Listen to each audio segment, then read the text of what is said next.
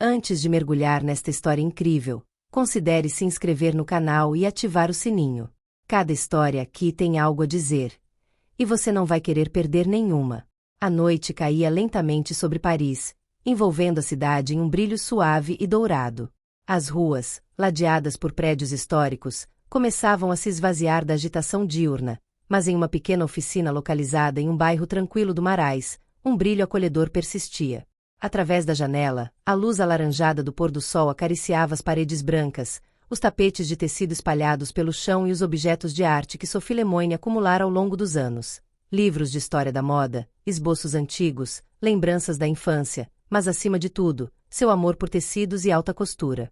Aos 36 anos, Sophie era aquela que frequentemente passava despercebida na multidão, mas que sabia que seu silêncio era a fonte de seu verdadeiro poder. Ela estava acostumada a se misturar às sombras, deixando suas mãos e suas criações falarem por si. Naquela noite, ela se curvou sobre um manequim de costureira, seus dedos delicados roçando um tecido cor de marfim, quase translúcido. Cada movimento era preciso, cada dobra calculada. Suas mãos, desgastadas por anos de trabalho meticuloso, ajustavam cuidadosamente um tecido que ela havia escolhido não apenas por sua textura, mas pela memória que carregava.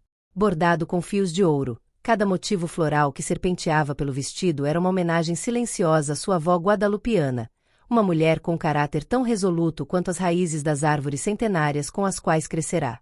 As flores que adornavam o tecido representavam plantas que ela vira crescendo no jardim da avó, plantas conhecidas por sua beleza selvagem e resiliência diante do vento e do clima. O vestido que ela havia chamado eclosão não era simplesmente uma peça de moda, era um ato simbólico, uma reconciliação entre o passado e o futuro, entre a terra e a modernidade. Sophie queria criar algo que respeitasse suas raízes e estivesse em sintonia com as tendências atuais. Ela trabalhou incansavelmente, às vezes a noite toda, em cada ponto, cada bordado, como se quisesse inspirar sua alma em cada fibra do tecido. O vestido era a personificação perfeita de sua arte, um equilíbrio frágil, quase efêmero, entre herança ancestral e expressão contemporânea. A Maison Blanchet, uma instituição de prestígio no mundo da moda, era o trampolim com que todo jovem estilista sonhava. Sophie sabia que esta competição poderia ser a chance de uma vida, um momento decisivo em que seu trabalho poderia finalmente encontrar um reconhecimento digno de seu talento. Mas ela não era ingênua. Ela também sabia que a indústria da moda não tinha lugar para pessoas invisíveis como ela. Sophie não era uma celebridade. Ela não tinha as conexões certas, os patrocinadores ou mesmo a aura das grandes casas de moda. Ela era autodidata, uma mulher que havia aprendido sozinha, na privacidade de seu estúdio, longe dos holofotes. E era assim que ela preferia. Sua arte falava por ela. A beleza do vestido falava por ela. Ela não precisava de mais nada. No dia da entrega de suas criações, Sophie mais uma vez optou pela discrição. A fama não lhe interessava, e ela sabia que o reconhecimento por seu trabalho seria frágil e passageiro. Ela enviou sua peça sob um pseudônimo e uma assinatura simples, SL, para permanecer nas sombras, longe das expectativas dos outros. Ela tinha seus motivos, motivos que nunca havia compartilhado. Desde jovem, ela enfrentou indiferença, até mesmo zombaria. Seu nome, suas origens, seu silêncio, tudo que a tornava quem ela era sempre pareceu um obstáculo para os outros. Ela nunca buscou se conformar, mas aprendeu, da maneira mais difícil, que ser você mesma, especialmente em um mundo onde se esperava que ela fosse reservada, não era isento de consequências. Os dias que se seguiram foram um turbilhão de ansiedade e nervosismo. Sophie não acompanhava as redes sociais, não tinha energia nem vontade de se perder nelas. Mas o mundo continuava girando. Os resultados do concurso explodiram nas redes sociais, e logo as principais revistas de moda estavam em polvorosa, publicando artigos sobre o assunto. Revelação da competição. O júri, foi dito, tinha sido chateado por um vestido de tamanha beleza, tamanha originalidade, que ficaram sem palavras. O nome do estilista? Clara Morel, uma jovem influenciadora com um sorriso perfeito, cabelos loiros descoloridos e olhos brilhantes de ambição. Em poucos dias, Clara se tornou a queridinha da mídia. Mas Sophie não teve tempo de digerir esse sucesso. Folheando uma revista de moda, um arrepio percorreu sua espinha. O vestido que Clara exibia orgulhosamente nas páginas era o seu próprio até o último ponto, até o último bordado. As cores, os padrões, a elegância do corte, tudo estava lá, intacto. Cópia perfeita de sua obra, sem sombra de dúvidas. Clara, com seu ar confiante, sua carreira já bem lançada graças à sua popularidade online, falou sobre sua visão artística, de a herança inventada, do seu desejo de conectando a natureza ao sagrado feminino, palavras vazias, feitas do nada. Palavras que ela não havia escrito. Palavras roubadas. Palavras que, em sua inautenticidade, eram apenas um eco distante do que Sophie havia derramado de sua alma em cada fibra do tecido. Sophie, inconsolável, não conseguia acreditar no que via. Clara não tinha criado esse vestido. Clara não tinha os esboços, nem a dor, nem a história, nem as cicatrizes que Sophie carregava dentro de si, todos os dias. Clara tinha a aparência de arte, mas Sophie, ela, tinha a verdade. Mas neste mundo, a verdade parecia ser um luxo que ninguém realmente queria ouvir. E, no entanto, todos acreditaram nela. A jovem influenciadora. A criadora que nunca conheceu a dor da criação, a solidão do artista, a perda de si mesma no processo de inspiração. Todos se deixaram levar pelo encanto de Clara, sua beleza, sua fama. Sophie, por outro lado, era invisível. Outra vez. O marido de Sophie, Thomas, assistiu. Ele não era de falar para preencher o vazio. Ele observava. Ele ouvia. Sabia que sua esposa não estava apenas triste, ela estava se apagando lentamente, como uma chama privada de oxigênio. E este vestido que ele conhecia tão bem, estava no cerne dessa morte.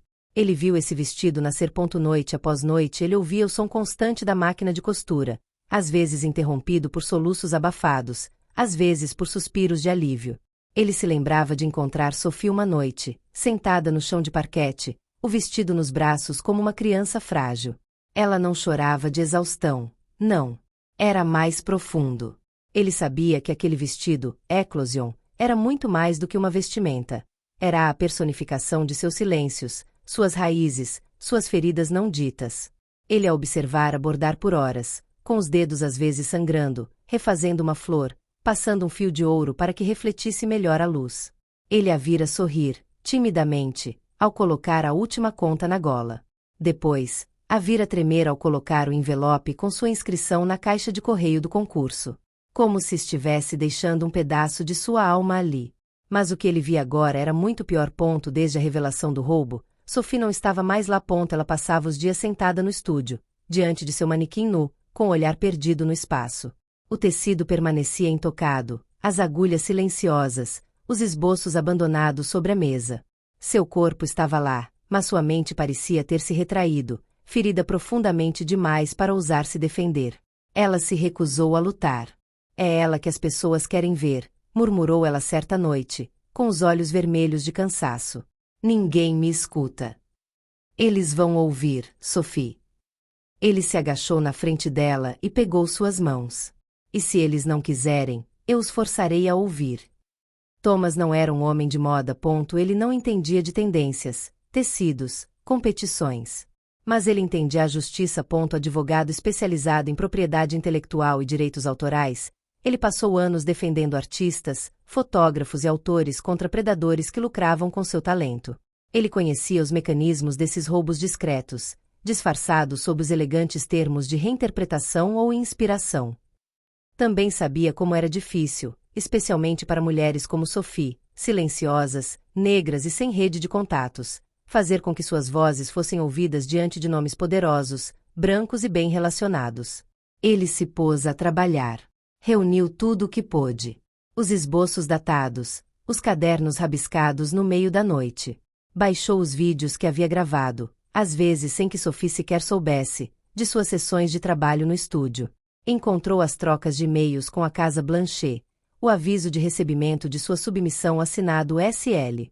Ele ligou para uma oficial de justiça, para confirmar a presença de todos esses elementos.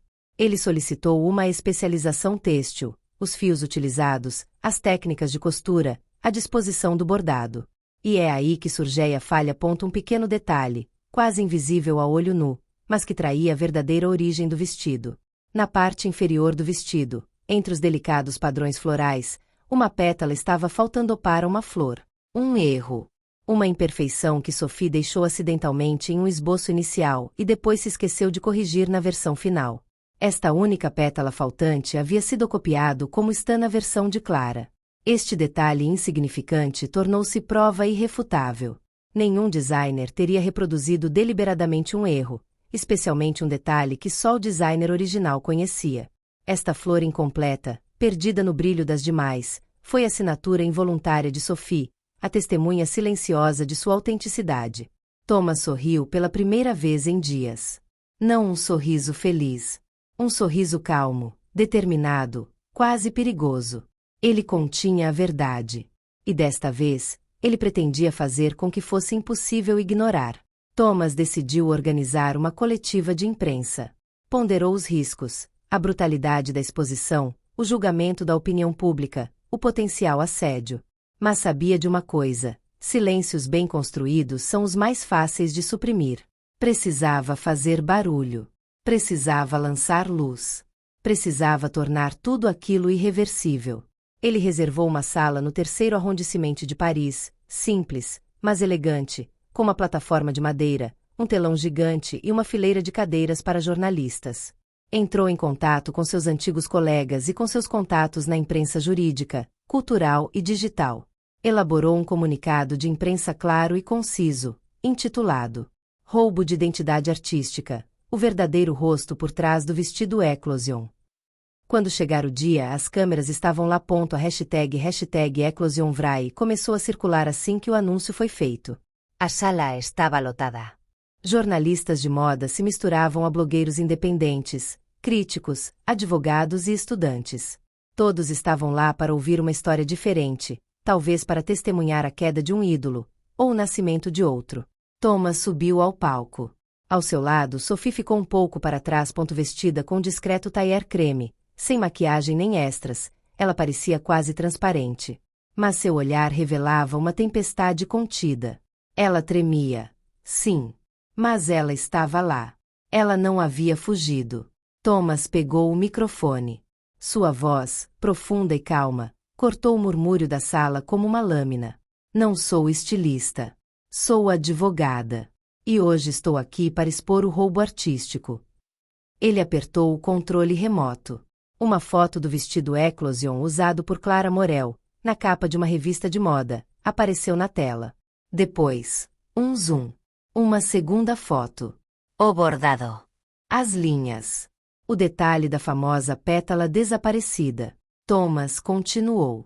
Desdobrou os fatos metodicamente, como se fosse um apelo. A data em que o arquivo de Sophie foi enviado para a Casa Blanchet. Os esboços assinados por SL, conservados e registrados com impressão digital. Vídeos de Sophie bordando o vestido, automaticamente datados. O relatório do oficial de justiça confirmando a antiguidade e a singularidade do desenho. Perícia têxtil mostrando a impossibilidade de uma coincidência. A sala prendeu a respiração. Então, Thomas largou o controle remoto e virou a cabeça para a esposa. Estendeu a mão. Sophie a agarrou. Ele a conduziu gentilmente até o microfone. E disse: a mulher ao meu lado se chama Sophie Lemoine. Ela não tem agência. Não tem equipe de marketing. Não é maquiadora. Ela não estudou em uma escola de prestígio. Ela só tem as mãos. A história dela. O silêncio dela. E um vestido. E ela desenhou este vestido. Não foi Clara Morel. Não foi a equipe dela. Não foi uma inteligência artificial. Ela. E ela merece ser reconhecida. Uma explosão de flashes encheu a sala. Sophie olhou para baixo, chocada. Mas os aplausos aumentaram, espontâneos. Curtos no início. Depois, mais altos. Mais longos. As próximas horas foram uma tempestade. As redes sociais enlouqueceram. No Twitter, Instagram e TikTok, vídeos da conferência circularam aos milhares. Internautas compararam os esboços com as fotos finais. Alguns acusaram Clara de plágio vergonhoso, outros tentaram defendê-la invocando o trabalho coletivo de seu estúdio. Mas diante das evidências, a defesa fracassou. Clara postou uma história confusa, falando de mal-entendidos, de coincidências infelizes, tentando desviar a atenção. Mas a pressão aumentou. Sua agência liberou em uma declaração curta. Os patrocinadores, uma marca de cosméticos, uma casa de champanhe, anunciaram que estavam se retirando de qualquer colaboração. As revistas que a glorificavam apagaram suas fotos de suas redes. Internautas incansáveis desenterraram outros casos duvidosos. O Casa Blanchett foi forçado a reagir. O clamor foi muito grande. A investigação interna foi lançado. Uma semana depois, em um comunicado oficial à imprensa, a Câmara reconheceu um grave erro de julgamento e retirou o prêmio de Clara Morel. Diante de um grupo de jornalistas, ela convidou Sophie Lemoine para vir recebê-lo pessoalmente. Naquele dia, em um grande salão dourado, sob lustres de cristal, Sophie subiu ao palco sozinha, usando um vestido preto simples. Ela não estava sorrindo. Ela não estava chorando. Ela estava apenas segurando o vestido Atin em seus braços. E o silêncio que o acolheu foi uma homenagem mais poderosa que 1000 palavras. A Casa Blanchett foi mais longe, ofereceu a Sophie uma residência artística de um anó em suas oficinas, com carta branca para criar uma coleção completa. Mas no final, a maior mudança ocorreu em outro lugar. As pessoas começaram a dizer seu nome. Sophie Lemoine. Elas escreveram. Elas compartilharam. Jovens estilistas a citaram como modelo. Mulheres negras lhe enviaram cartas. Casas de moda entraram em contato. O mundo não a tornou visível. Ela tornou-se impossível de ignorar. Um ano depois, numa grande sala branca com paredes imaculadas, banhada por uma luz suave, o silêncio reinou, um silêncio de respeito, não de ausência. Ao redor delas, dezenas de vestidos pareciam suspensos no ar, como fragmentos de almas congeladas em meio à respiração. Não eram apenas lindos. Contavam histórias. Choravam. Resurgiam. Cada quarto tinha um nome: silêncio bordado, rastro injusto, resiliência no fio de seda, cicatriz oculta. E a exposição em si tinha um nome simples, mas poderoso: Filho da Sombra. Era mais que uma coleção. Foi uma confissão têxtil. Uma jornada. Uma lembrança costurada à mão. Uma vingança oferecida sem raiva. Sophie, parada no centro da sala, usava um vestido de linho cru bordado com linha preta, uma peça nova que ela havia chamado a voz encontrada. Ao lado dela, Thomas segurou a mão dela. Seus dedos estavam mais nodosos do que no primeiro dia. Suas feições, mais sérias. Mas seus olhos brilhavam com um orgulho calmo e inabalável. Ele sussurrou para ela, num sussurro quase inaudível. Viu? Estamos ouvindo você. Ela permaneceu em silêncio por um momento, com o olhar perdido num vestido branco com bainhas desfiadas, e então respondeu com voz suave. Sim. Mas isso é porque você gritou quando eu não ousei falar. Ele não respondeu. Não precisava. O silêncio de Sophie era uma obra de arte. Ele apenas levantou a cortina. Os visitantes moviam-se lentamente, silenciosamente, como se estivessem num museu sagrado. Alguns tomavam notas, outros demoravam-se diante de cada vestido, como se lessem uma página de um diário. Havia estilistas, críticos, mas também mães, estudantes, sobreviventes. E o olhar de todo Sophie viu algo que nunca havia experimentado antes. O respeito devido a um artista. Não para uma mulher com bom gosto. Não para uma mãozinha talentosa. A um criador. A um autor. A uma voz. E esse respeito, lento, verdadeiro, profundo, não podia ser comprado nem roubado. Nascia de suas sombras, de sua solidão e da coragem daqueles que o amavam.